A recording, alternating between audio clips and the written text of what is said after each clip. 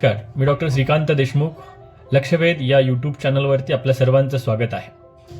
आज आपण ज्या राजकीय संकल्पनेची चर्चा करणार आहोत ते अर्थातच गुड सिटिझनशिप, चांगला नागरिक, सिटिझनशिपच्या संदर्भामध्ये चर्चा करणार आहोत. या अनुषंगाने आपण यापूर्वीही काही भाग पाहिलेले आहेत. त्यातला हा शेवटचा भाग अर्थातच नागरी सहभाग, लोकशाही सहभाग आणि नागरिकत्व या दृष्टिकोनातून आपण चर्चा करणार आहोत. एक चांगला नागरिक त्या देशाच्या लोकशाही प्रक्रियेमध्ये सहभागी होणं हे अत्यंत गरजेचं आहे आणि त्याची पहिली पायरी जी असेल ते अर्थातच त्याला शालेय शिक्षणापासूनच माझा राष्ट्र, माझा देश ही जी भावना आहे हे रुजवणं अत्यंत गरजेचं आहे.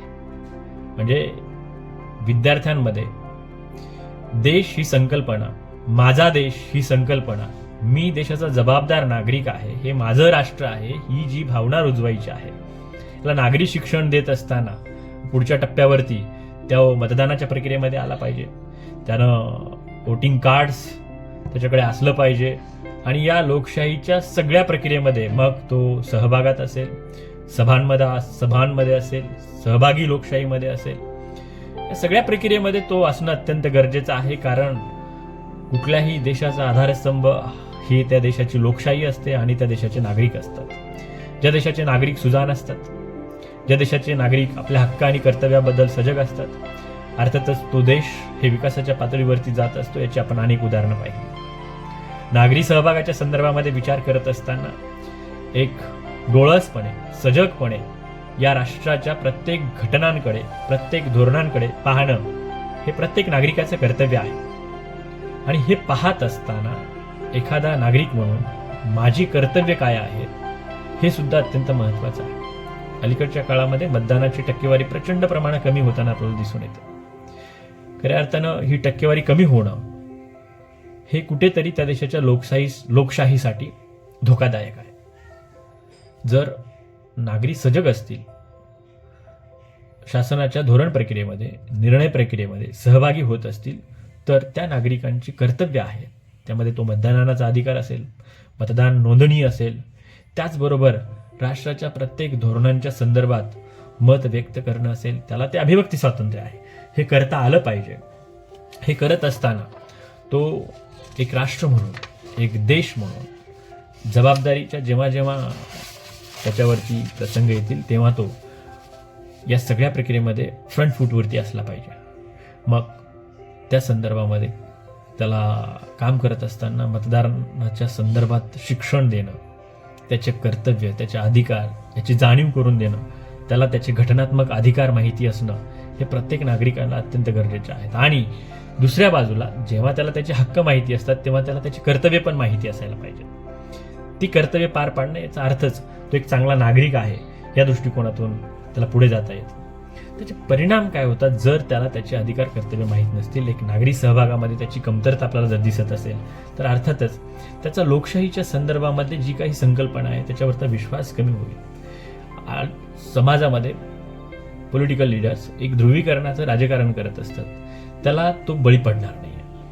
म्हणजे या देशासाठी काय योग्य आहे, काय अयोग्य आहे हे त्या देशाच्या नागरिकाला माहिती असलं पाहिजे. तो त्या प्रक्रियेमध्ये सहभागी व्हायला पाहिजे.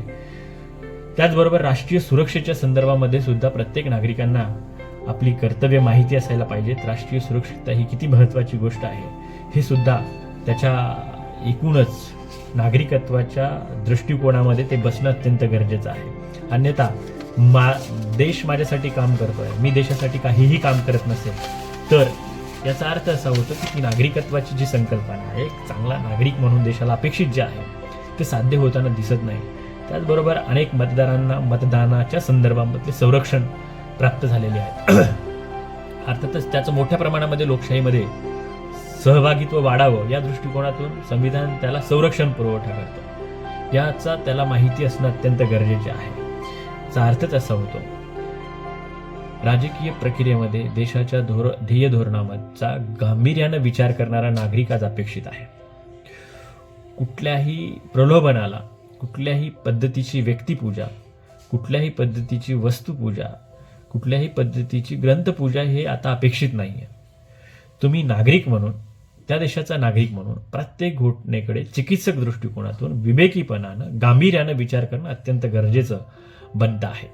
त्याचबरोबर माध्यम साक्षरता ही तुमच्याकडे आली पाहिजे, तरच एक चांगला नागरिक म्हणून आपण उभा राहू शकतो, अन्यथा उभा राहू शकत नाही.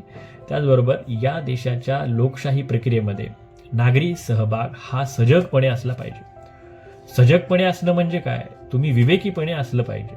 कुठल्याही प्रकारच्या प्रलोभनांना, कुठल्याही प्रकारच्या गैरप्रवृत्तींना, कुठल्याही प्रकारच्या प्रलोभनांना बळी न पडता माझ्या देशासाठी काय आवश्यक आहे, जगाच्या पातळीवरती हा देश आपण एक विकसित राष्ट्र म्हणून जेव्हा पुढे घेऊन जात असतो, ते कुठल्याही एका अद्भुत शक्तीद्वारे ते सिद्ध होत नाही, किंवा कुठलाही एखादा व्यक्ती, कुठलाही एखादा समाज तो देश पुढे घेऊन जात नाही, तर ज्याला आपण सर्वसमावेशक विकास म्हणतो, ते साध्य करत असताना त्या राष्ट्रातील नागरिक हाच तो देश पुढे घेऊन जाऊ शकत असतो, अन्यथा तो देश पुढे जात नाही. मग त्या देशातील नागरिक अर्थातच नुसता कायदेशीर नागरिक असून चालत नाही, फक्त तो कायदेशीर नागरिक असून चालत नाही, मला माझ्या राष्ट्राप्रती असणारं समर्पण हे सिद्ध करावं लागतं.